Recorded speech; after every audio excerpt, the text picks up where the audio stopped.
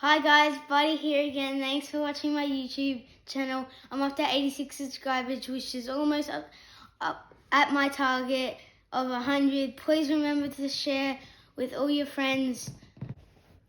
This week's interview is brought to you by new sponsor Frills.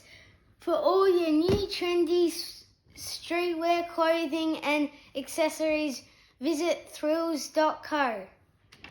Today's guest needs no introduction. Superstar of the competition, a goal-kicking guru, a high-flying marker, and all-round champion person, Jack Riewoldt. Let's see the interview now.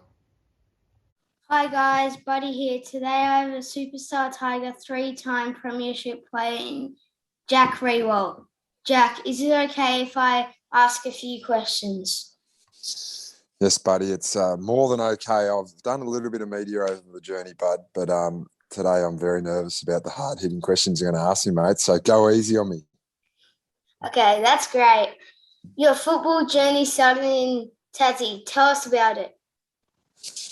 Well, I only started playing football when I was 13 years of age, played soccer until then, and then, of course, I've got a famous cousin who played for St Kilda, and he got drafted when I was 13, so it was pretty impressionable. So played for my school, St Virgil's, for a bit there, and then played for Clarence, which is my local football club.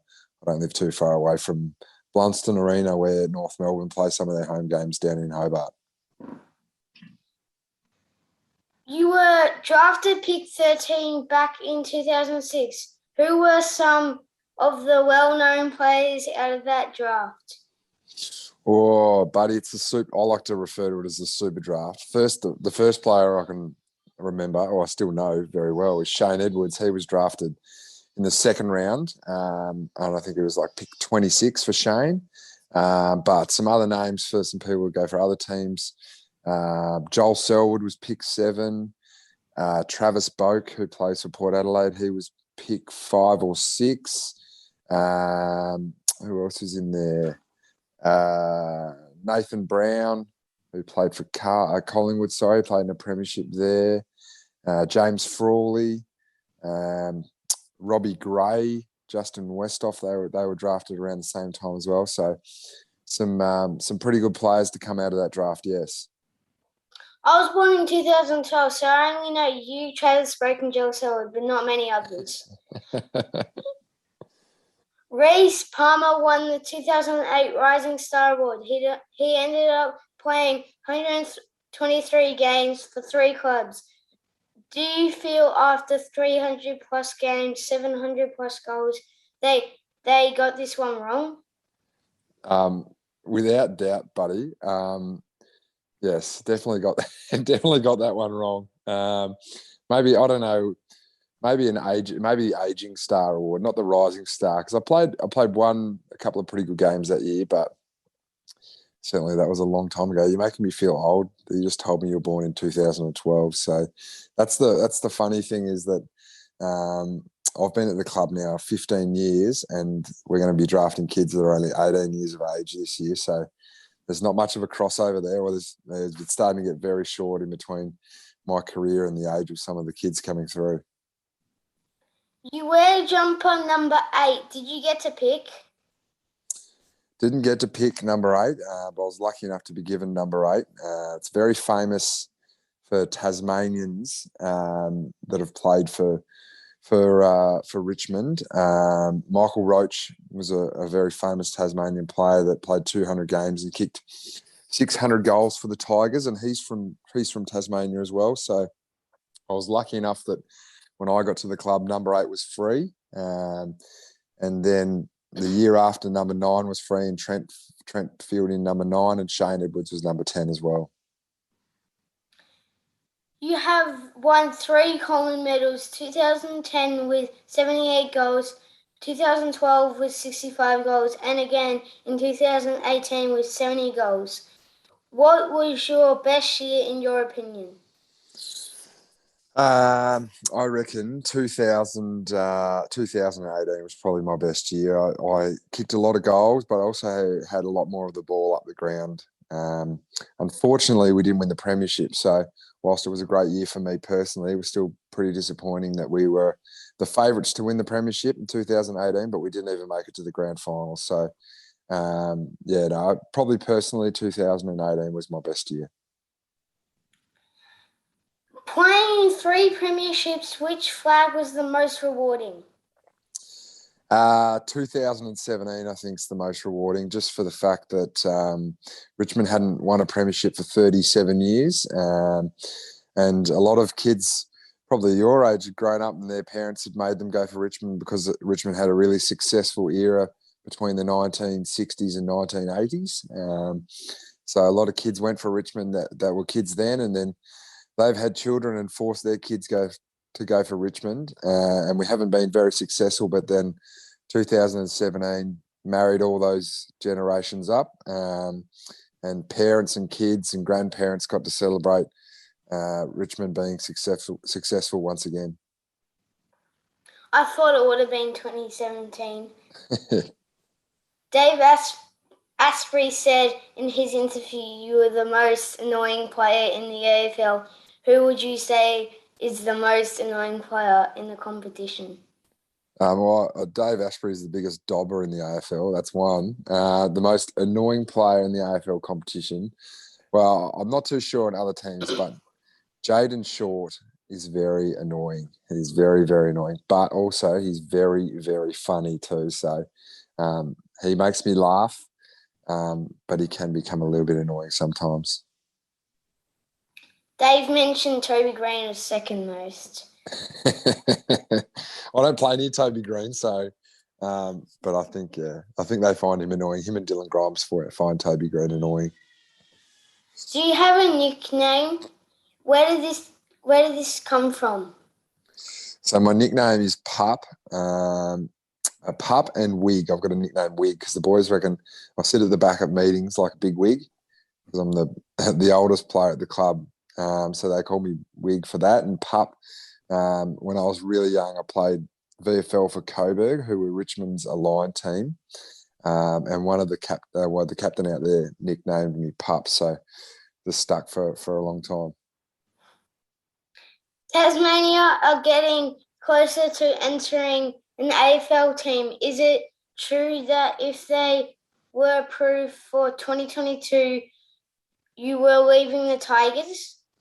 Depends how much money they're going to pay me to go back there. But no, I'm very passionate about Tasmanian football and Tasmania having an AFL team. So it won't happen in my playing time, but if it happens after that, I'll certainly put my hand up to go down and be a part of that journey and help them get the team off the ground. You're contracted for 2022. Do you think it will be your last season?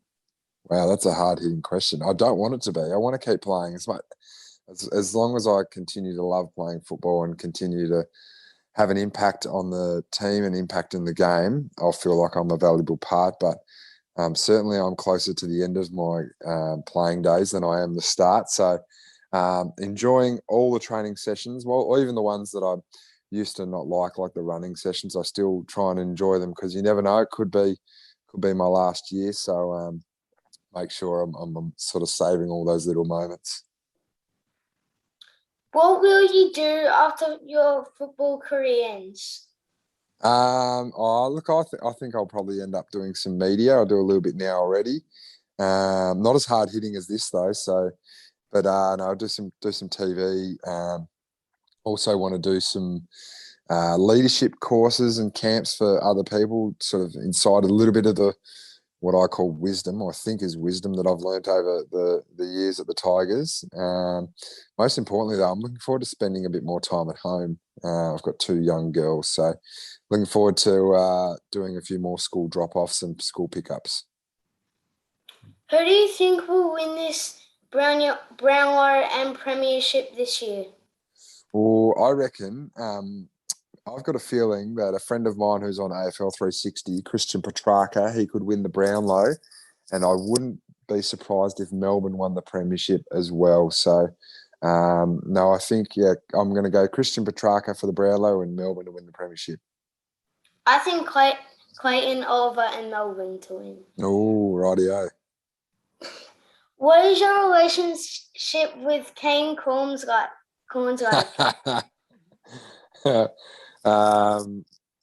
Well, not there isn't much of a relationship to speak of. He's very, very, very different to me, buddy. I reckon, but